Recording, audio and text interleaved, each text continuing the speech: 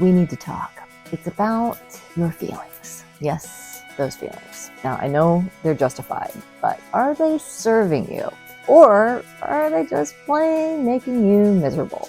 What if you could consciously make that choice? Hi, I'm Mindy Audlin. Welcome to Chapter 7 of our What If It All Goes Right book club, Feeling the Flow. This week, we move beyond the realm of thought into that place that is truly magnetic, incredibly powerful, the realm of human emotion, that journey from head to heart. Today, I'm going to share with you a powerful mindfulness game from Chapter 7 that'll help you identify some of those emotional triggers, unravel them a bit, and ultimately transform them. Why would you want to do that, you ask? Excellent question. Aside from just generally being a happier person, which is a great thing, improving your emotional well-being has the added benefit of bringing you into greater alignment with the things that you really want to create in your life and in the world.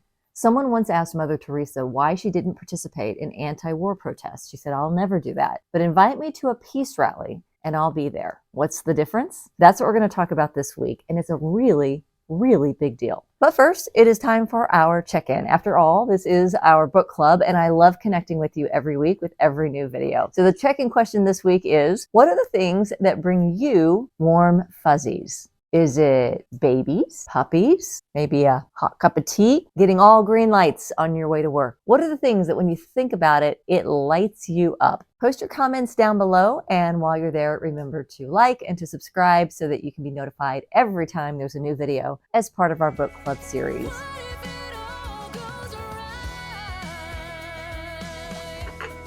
Okay, it's game time. Now, this is a mindfulness game, and there are 3 levels. Are you in?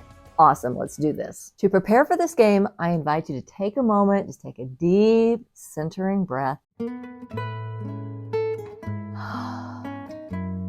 and let yourself be fully present. So here's level 1. I'm going to read a word or phrase, and your challenge is to notice what is your predominant emotional response to that particular word or phrase. So you can take notes as we go, or if you want to, you can use the comments down below to share your responses as we go through. You essentially have 3 options when we play this game. Maybe your emotional response to this word is ugh, meaning, when I hear that word, I have a negative emotional response to it. Or it could be that you have a warm fuzzy response. Oh, that feels amazing. I love thinking about that word. Or maybe you're somewhere in between and you're ambivalent. So ugh, ambivalence, or warm fuzzies. What is the emotional response that you get by each of these trigger words? Are you ready? Level 1. Let's play. The first one is winter. What is your emotional response when you think of winter? Ugh, ambivalence, or warm fuzzies? Write it down, post your comments. What is your first emotional response? The second one, you ready? Number 2 is fashion. When you think of fashion, does that give you the warm fuzzies? You get all excited about it? Is it ambivalent? You don't really think about it? Or is it one of those ugh statements like, ugh, I don't even want to think about that? Number 3, change. How do you feel when you think about change? Is that something that gets you excited? Yes, warm fuzzies. Or is that something that makes you go, no, thank you? Number 4 is politics. Is that an ugh? Is that ambivalent? Or is that a warm fuzzy? Write down your comments and then ask yourself, would you have a different feeling if the word was activism? Does that have a different emotional charge? Number 5, take a breath. Money. When you think of money, is it an ugh? Is it ambivalent? Or is it a warm fuzzy? What about abundance? Prosperity? Do those words carry a different emotional connection? Last one, religion. Is that an ugh?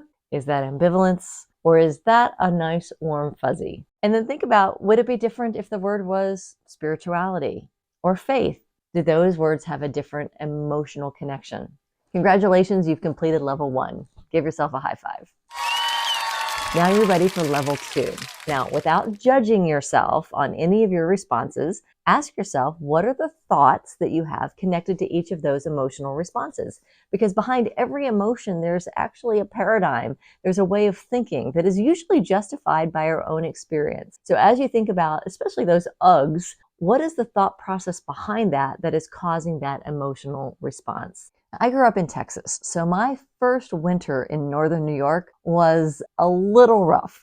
So, growing up in Texas, winter doesn't last very long. It's not much of a thing. And when there's snow or ice or cold in the forecast, we hunker down. We stay inside. We don't go out. We wait for those storms to pass because we're just not equipped for them. And anyway, the next day the sun's going to come out and it's all going to melt. Not the case here in New York. When the temperatures go down, when it gets below freezing and those big storms are brewing, people here get very excited. It was so weird for me in the beginning. Why is everyone so excited? Well, here it's because that cold weather means that winter's coming. And that's exciting because now you can ski. Now you can go ice skating. Now you can go ice fishing. Now you can go snowshoeing and sledding and all these wonderful things that people love about the winter. I knew when I moved here that if I was going to be happy living in northern New York, I needed to understand what got people excited about winter, and I needed to step into that perspective. And that brings us to level 3 of our little game.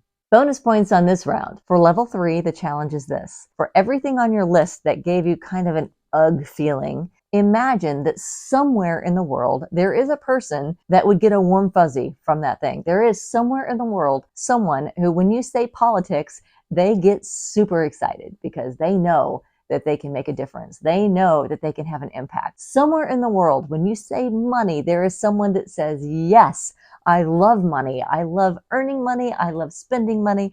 I love the impact I can make with money. I love the feel of it flowing through me. Imagine that person. Imagine that person who, when they hear the word religion, they actually get fired up because they have such a passion for it. Who is that person and what are they thinking when they hear that word that generates those warm, fuzzy ideas?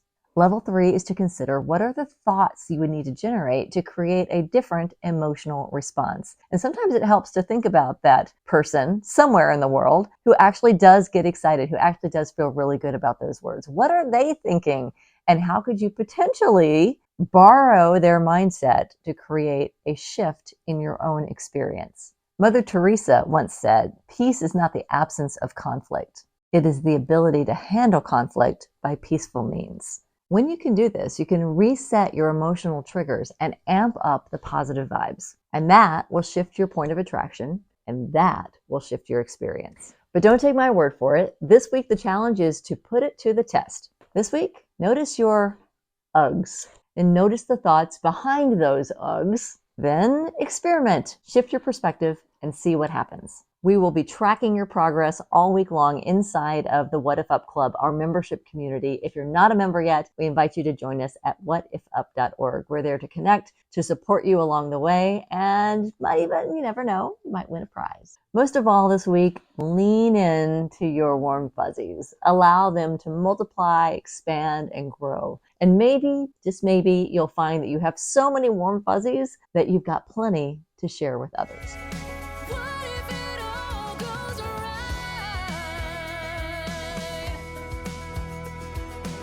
As I always say, there's nothing like a warm fuzzy on a cold winter's day. Cheers.